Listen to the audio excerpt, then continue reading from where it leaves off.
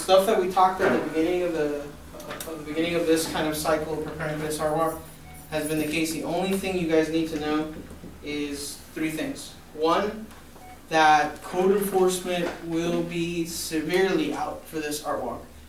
The reason for it is the car show, and that's kind of update number 2. The car show was finally cleared. They're just going to do the paperwork tomorrow. We brought in a promoter that just does car shows, and they're going to have 60 cars from Glendora and Maine all the way to 3rd Street.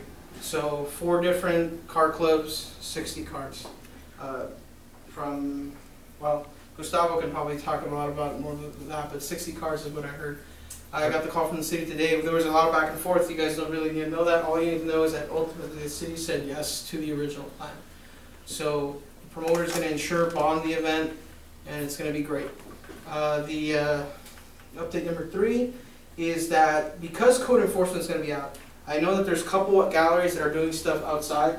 Some of you have already checked with me as far as what you're doing in the spaces, whether it's considered inside or outdoor, or if you're trying to involve certain things, what would fly and what wouldn't.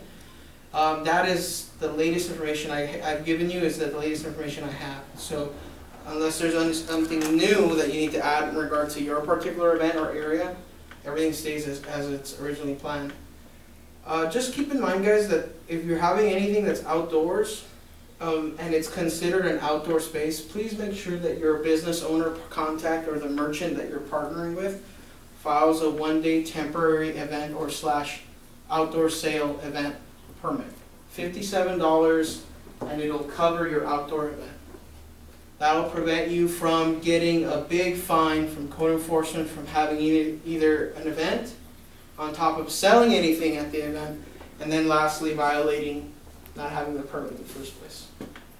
And not only that, but those fines would then go to the business owner, who would then black us out from any future participation, I would imagine, because we didn't follow up with that. The 4th update is that apart from the car show, there was only one other art space that was added, and that's the, you remember where Arturo Lopez's art studio used to be there, Arte Arturo?